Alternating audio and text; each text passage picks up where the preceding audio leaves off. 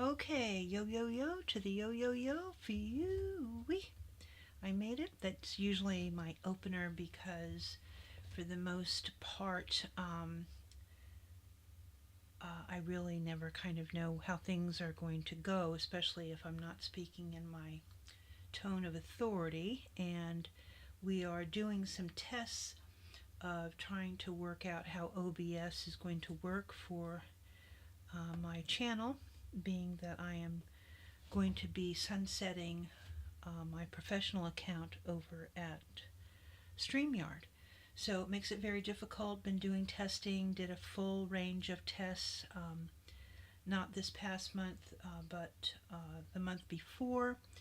And we've come on with the Bitcoin chart. We've come on with a I don't know how many days I ended up doing. I don't want to overspeak. I think it was like 12 of the full month of days on what does it mean to lead a compelling life. Then I was doing some ancestral kind of ancestry work. I've been working on this now for a couple of years, just kind of hit and miss. I'll go online and then find a few things, throw them into my little file folder. But I decided I would do a little bit more digging a couple months ago and found out some interesting things about my family history.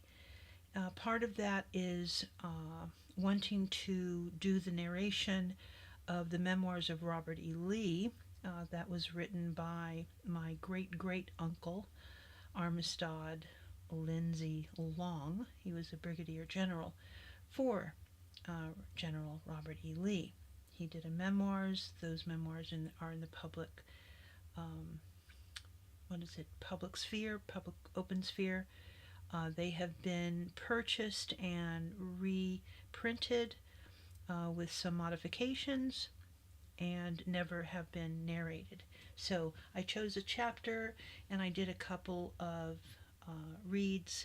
Not so happy with the way that everything came out with the recording. So I've been kind of mulling around and seeing how that would really, what would that feel like and so forth. Okay. So there's enough about, my shenanigans.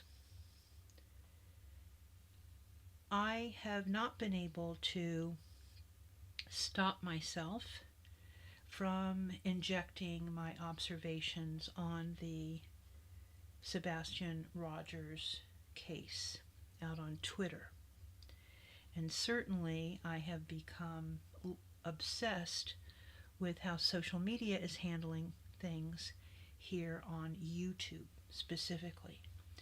So tonight is going to be looking into how in the world can I meld all of these things but yet yield some sort of archive over my observations of the case. And way back a few other months ago, when we were just opening up a little shop on Etsy, my brainstorm was that I might be able to get the attention of the Etsy CEO, and maybe the Etsy think tank there could come up with some way of helping shop owners put the flyer or information about the flyer in their packaging. That was the big think. And I kept observing how social media was performing, and the level of the performer on YouTube. And I think where we are right now, we are at Mach speed. If you've checked out my Twitter, I think that we are about to go through a incredible collision course between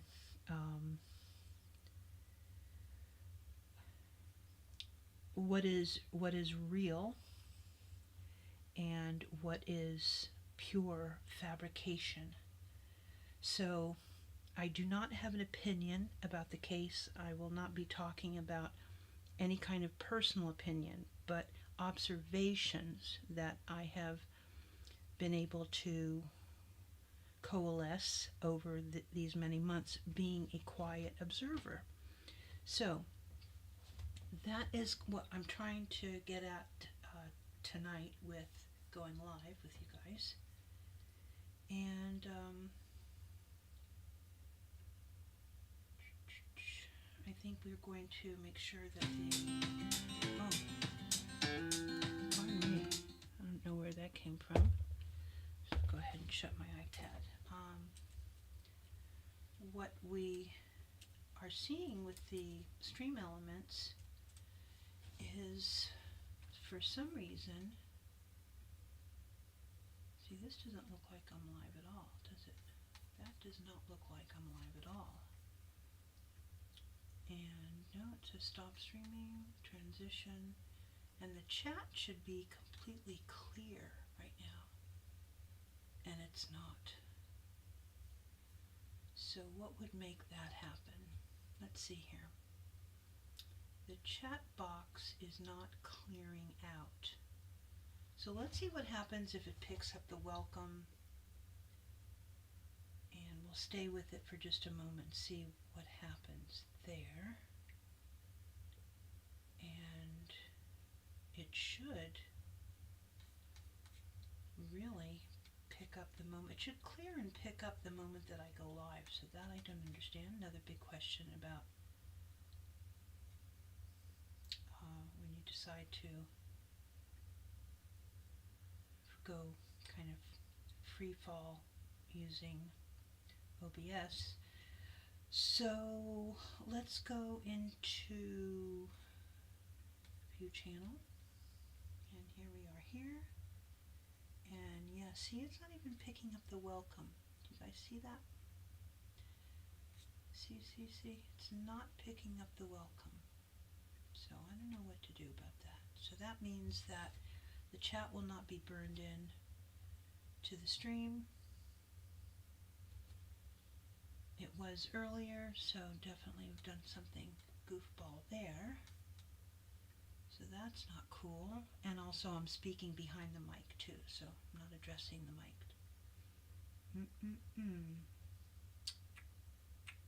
So what can we make of that? Let me see if I can, I'm transitioning. I wonder if I have to go to the browser. No, we're good there. Go OK. So, okay, we're just going to kind of let it do its thing.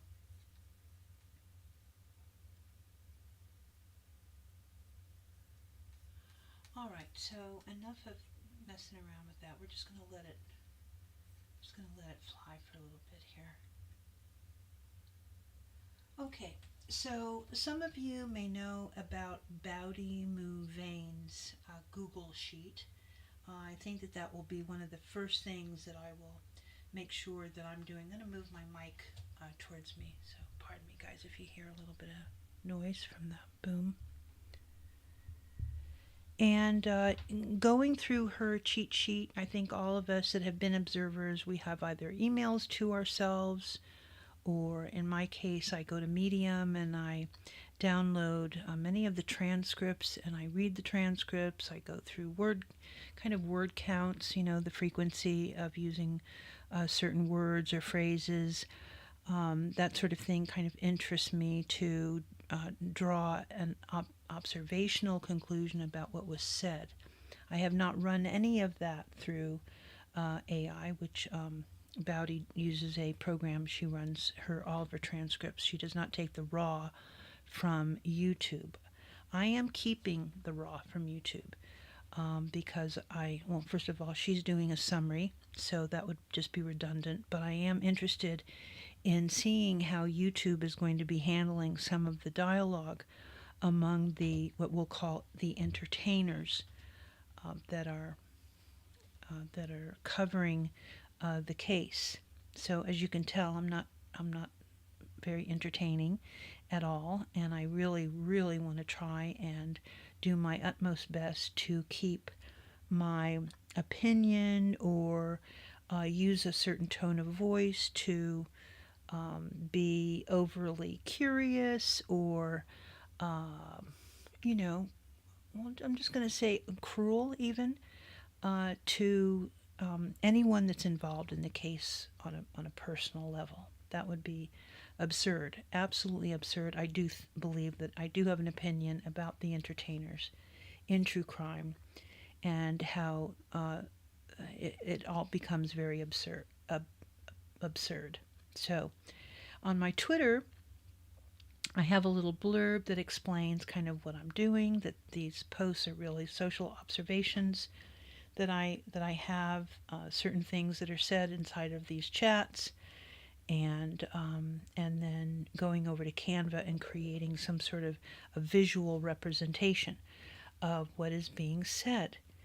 A lot of social is very ephemeral. We hold on to the things that mean something to us now at the moment, except for when we see some of this go into what is known as real life. Real life can be all sorts of things, but in this case, it seems that real life involves the legal system. So I want to make sure that over on my Twitter, that with everything that I say, or for the most part, everything that I say will have a visual component to it. So because I think, at least for me, having a visual component gives me an opportunity to express what I'm seeing and put a tone around it. And you'll also notice that I did an age progression, and I might even start off with just the stats, the reality, the physical stats of Sebastian Wayne Drake Rogers, and how they have kind of morphed and not been realistic and not been upgraded and updated. So one of the most recent Canva that I did was to age progress using a tool called Playground, of all things. And on if there's one thing that we can take from that experience, is that AI is not very keen on placing a teenager in a playground. And that says to me that there are not enough references of a 15-and-a-half-year-old who we have been told loves playgrounds. I cannot do an age progression of Sebastian in a playground using AI. I'm not forcing things, and I'm not trying to craft something that isn't there. Just very simple prompts. Age progress this picture. We got some great results with age progression of one of the collages that seemed to be very close enough to what he would appear. And I did it in a couple of hair colors, and tried to keep kind of the floppy hairstyle, but a little longer, more facial hair, that sort of thing. However, that rendering, to ask for a simple prompt for that rendering to be put into a playground, came back, no thank you. So I will probably put out those failed results on Twitter. I think that they're rather interesting when we're using AI or modern social tools to frame what we know. So that's a number one.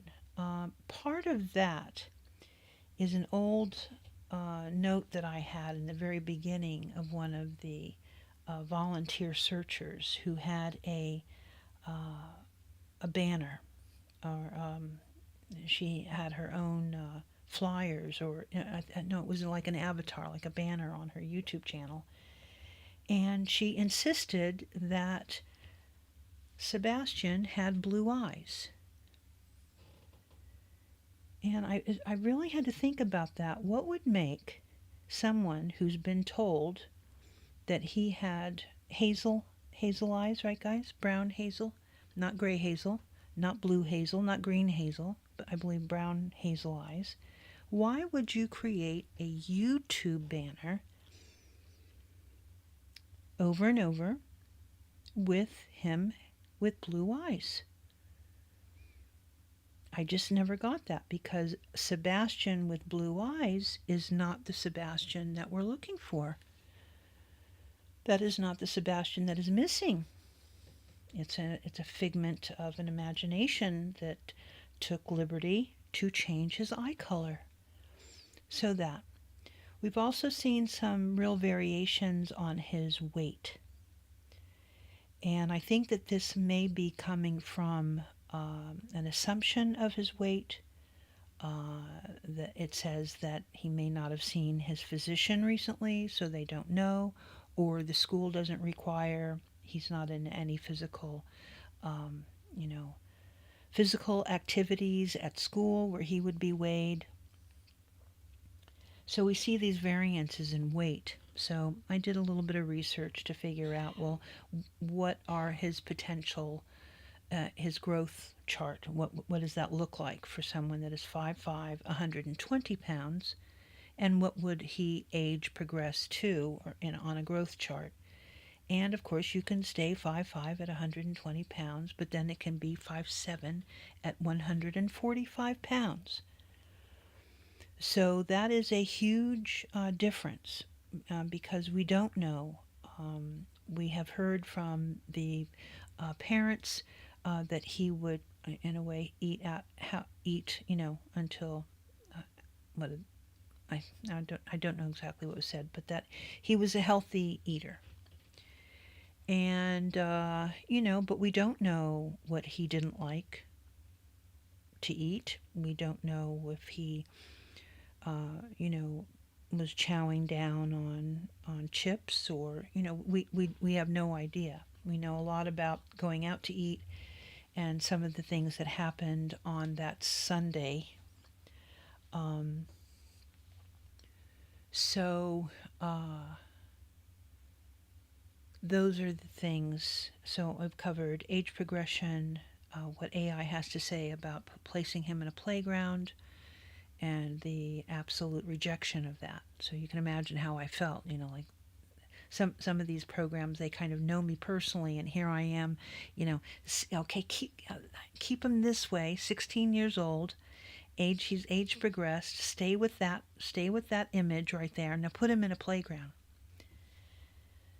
So then the blue eyes, the actual weight, the discrepancies in the weight. So these are all kind of facts, and it gives you an idea of some of the things that I would like to put on the record for me.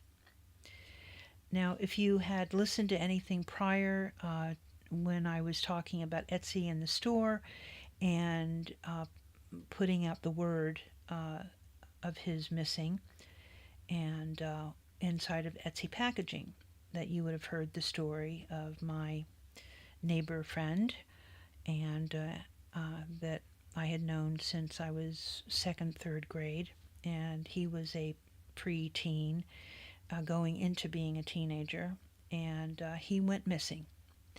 His father was a law enforcement officer that would go on to have a very fantastic career, became a police chief, but the general all-around aura around his missing was no one was supposed to know. No one was going to be told what happened to him. And I lived with that up until a few months ago. And learning about the Sebastian case, and I have to say the Sebastian case because it involved my recollection, and all those feelings came back to me about what in the world happened, and this family's going through this right now.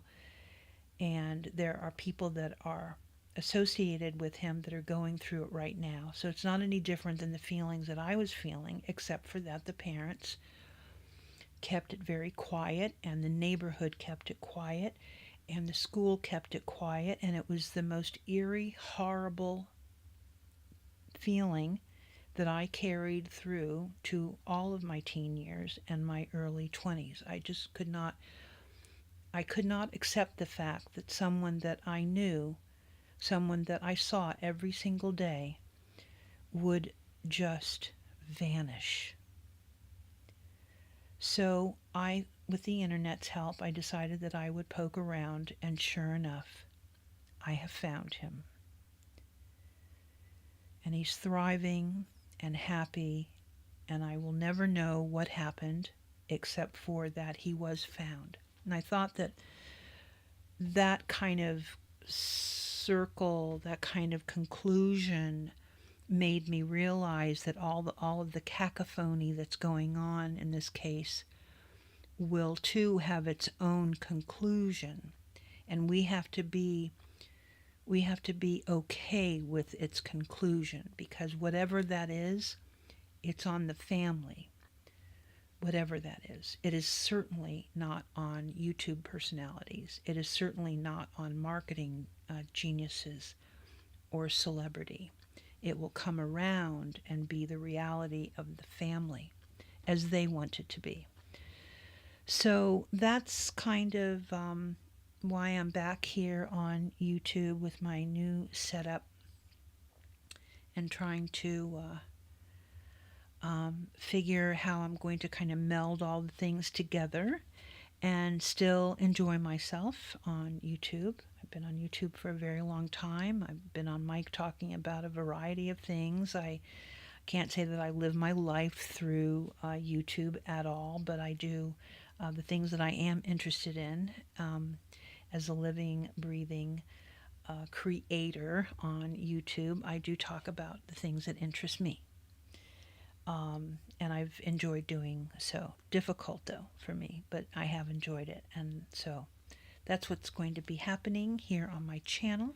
We're going to close things out right now and rewind and see if you actually heard anything that I said. Retitle things, of course, now that I've been able to get some of the willies out and some of the ideas that I have going forward. So we will kind of just go back and see whatever improvements I can make, which there'll be 1,000 of. So there we have it. Bye-bye now.